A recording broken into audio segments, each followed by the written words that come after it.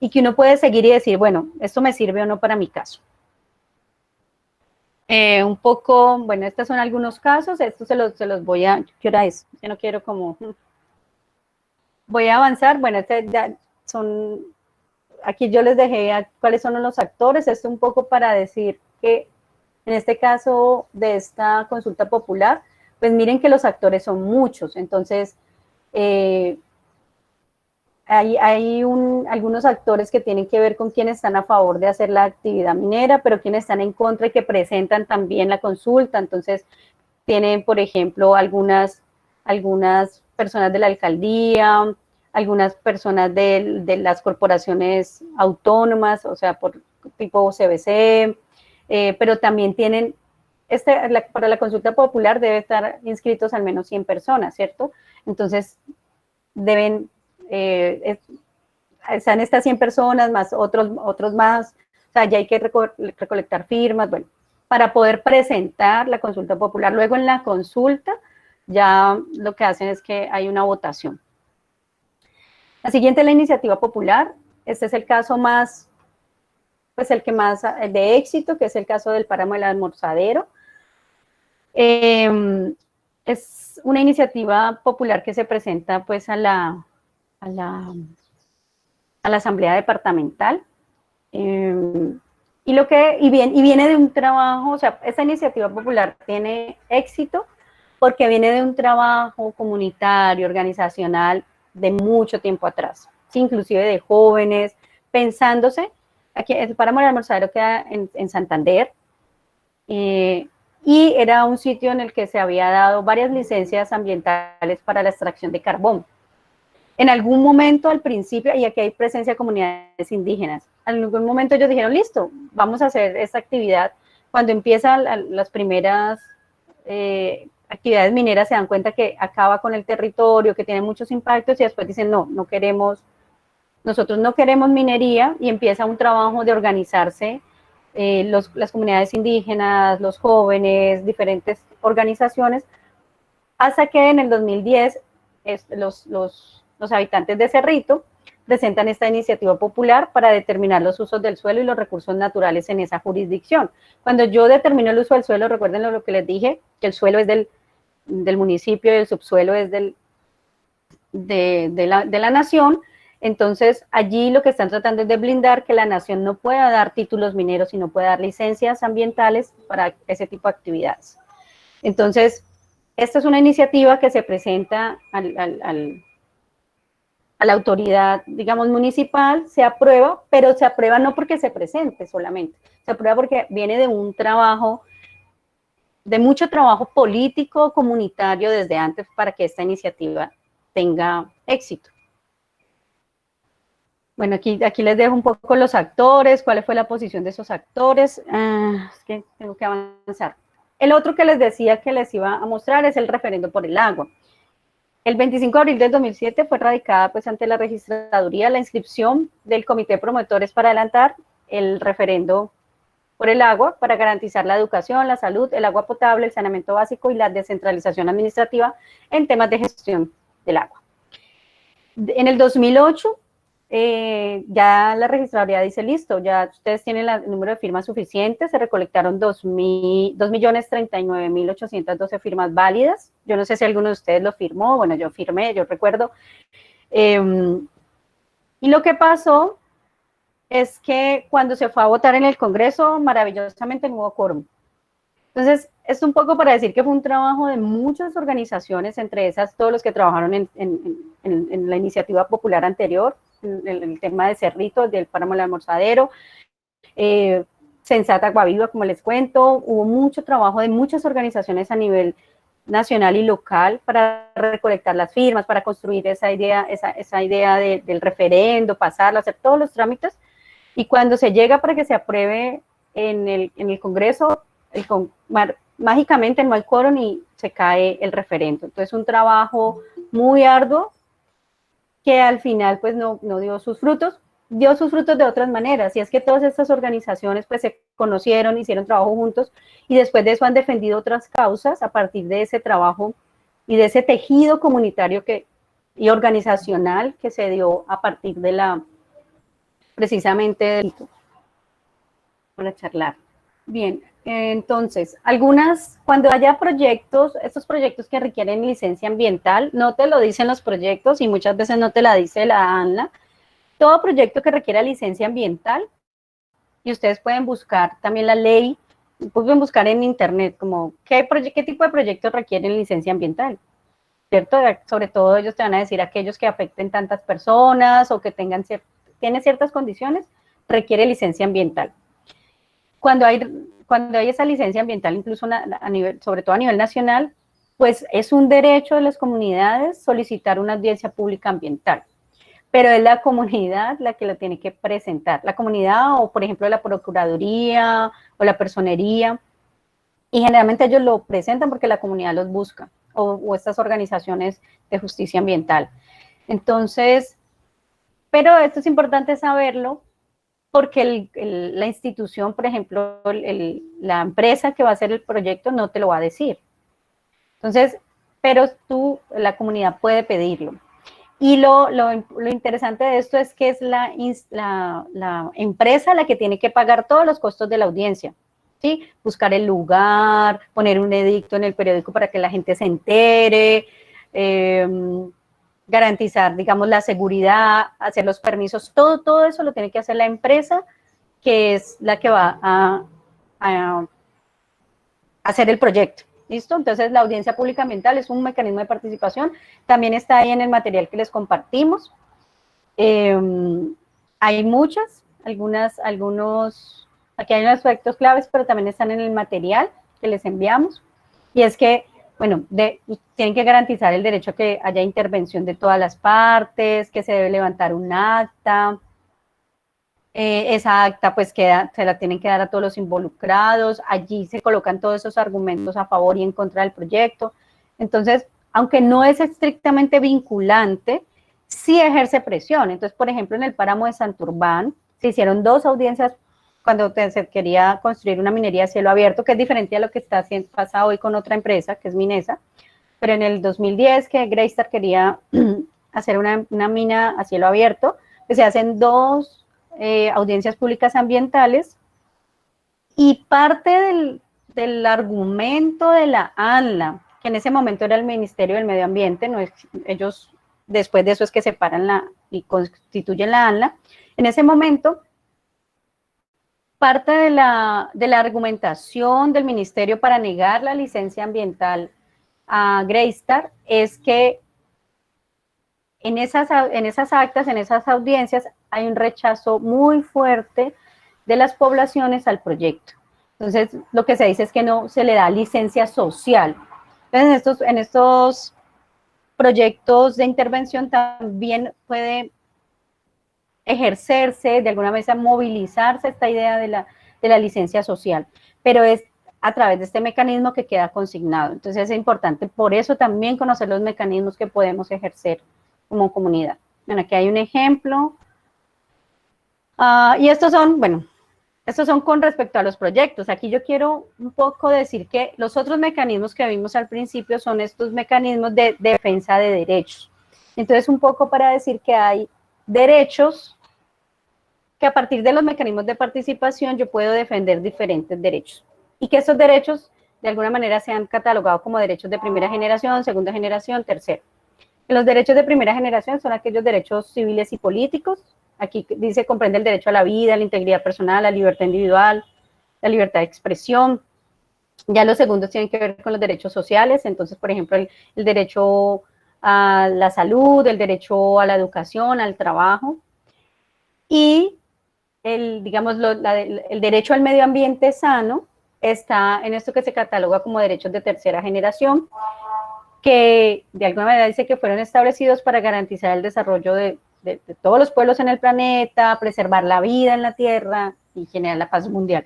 Esos derechos, también para decirle que los derechos y la forma en que defendemos los derechos también con el tiempo se va dinamizando. Entonces, de hecho, ya vamos en derechos de cuarta generación, todos los derechos que tienen que ver con las TICs, con los medios de comunicación, con las tecnologías de la información y la comunicación, son los derechos de cuarta generación, y no sabremos luego cómo vamos a ir con estos otros derechos. Entonces, para decirle que los derechos más básicos, los derechos civiles y políticos, los económicos, sociales y culturales, los de solidaridad y los de la sociedad de la información. Aquí está todo el tema de los TICs, o sea que incluso tenemos derecho a tener conexión a la salud. ¿Esto para qué? Voy a ponerles un ejemplo, y es que, por ejemplo, en el caso de la tutela, para colocar una tutela, la tutela dice que se defiende los derechos fundamentales, donde pueda estar, donde usted puede demostrar que está en riesgo esos derechos fundamentales, que serían un poco estos derechos de la primera generación. O sea, donde corre riesgo la vida, la integridad, ¿cierto? Entonces también algunos de estos mecanismos tienen esta cosa de cómo usted utiliza el mecanismo y defiende y muestra que efectivamente ese mecanismo o esa situación vulnera su derecho fundamental, en el caso de la tutela. Y las tutelas están siendo muy usadas y está que también, digamos, desde algunos sectores, pues se trata de regular y volver a como a definir para que no se preste para, según ellos, para esas otras situaciones. Entonces, ellos decían, listo, se presenta el derecho, lo que hace el colectivo de abogados que presenta la tutela, dice, se nos vulnera el derecho a la salud, porque si colocan, si dejan esa delimitación, esto es una, digamos, un resumen caricaturesco y burdo, pero es un poco para decir lo que ellos, su argumento también tienen otros derechos, y que esa ponderación o llegar allí a un acuerdo, pues toma más tiempo. Algunos de los mecanismos de protección de derecho, entonces el derecho de petición, como ustedes muy bien lo dijeron, las peticiones de información, las quejas, los reclamos, todos, incluso tenemos como consumidores, tenemos derechos, ¿cierto? Nosotros podemos poner quejas, reclamos en nuestra EPS, o sea, hay muchas que a veces no los consideramos como formas de participación y que pensamos que no tiene mucha injerencia, pero lo tiene. Entonces siempre hay que ponerlo formalmente, el reclamo, la queja, guardarlo. Si tengo muchas quejas, muchos derechos de petición, bueno, si no me han contestado, lo escalo, o sea, ir haciendo como todos los conductos también.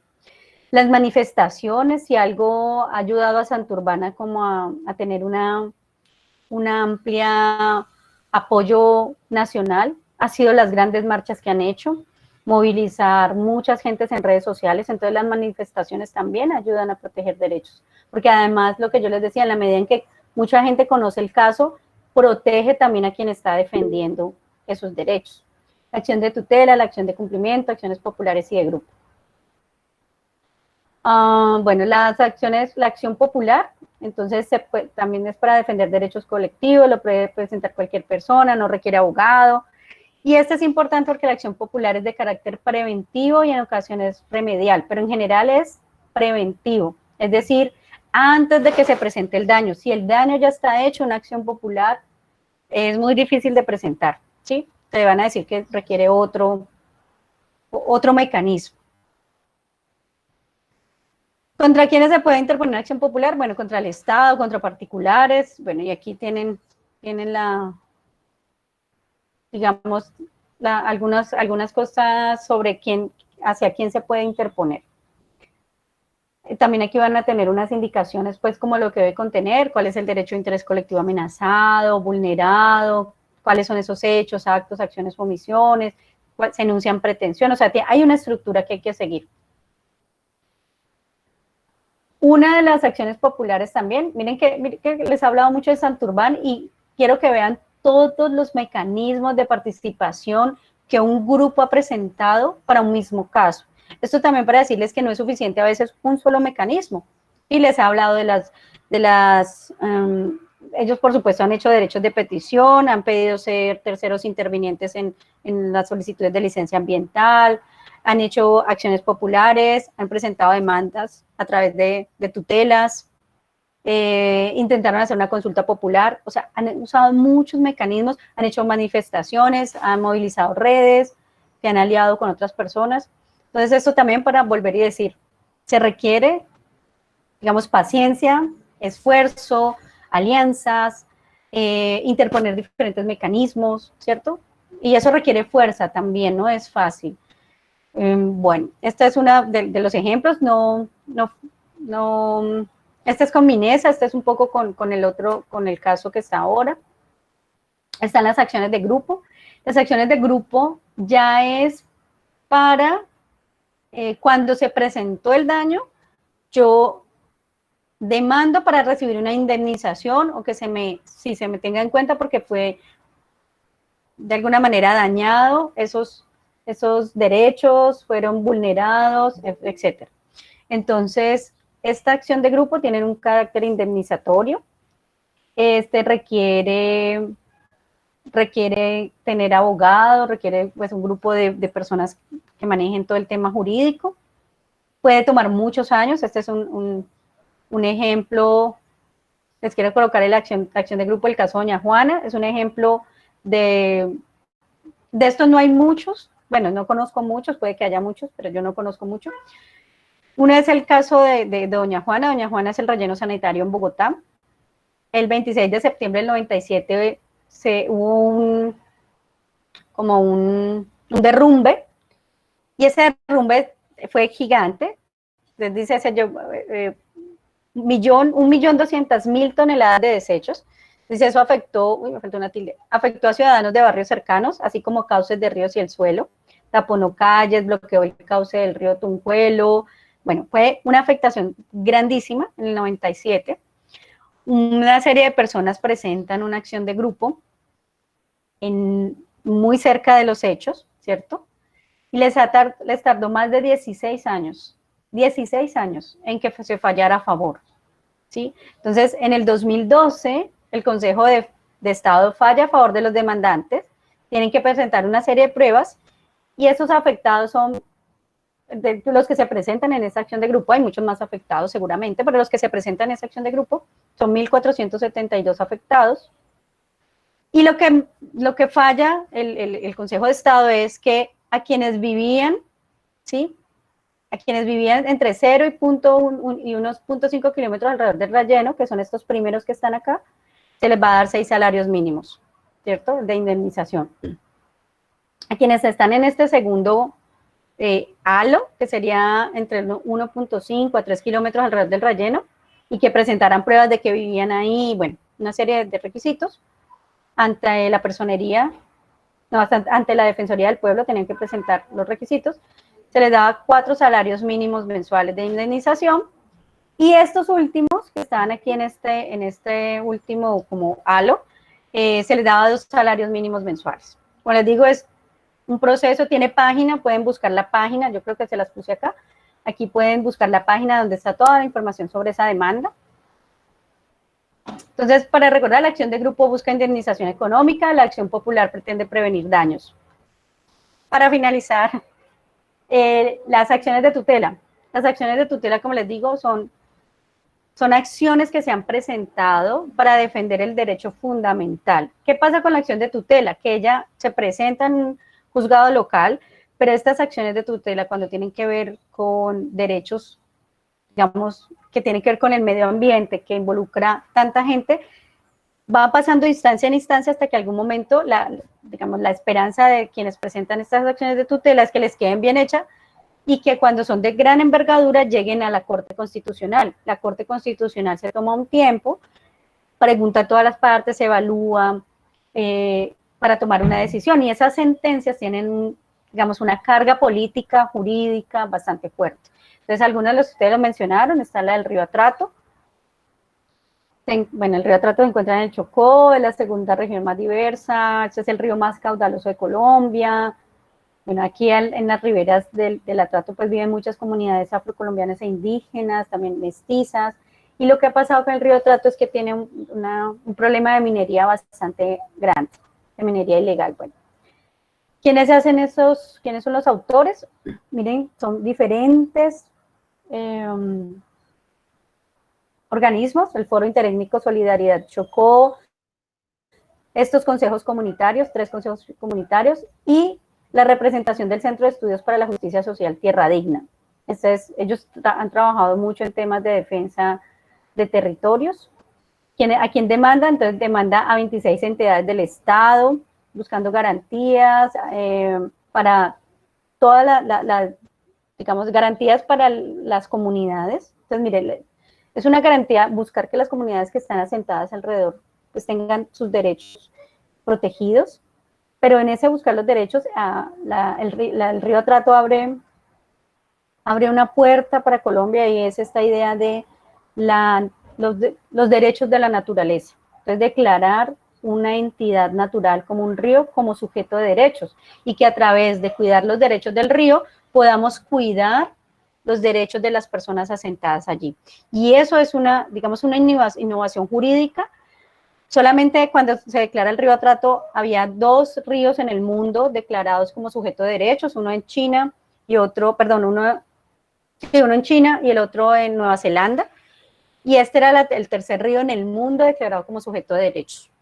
Entonces allí hay una innovación.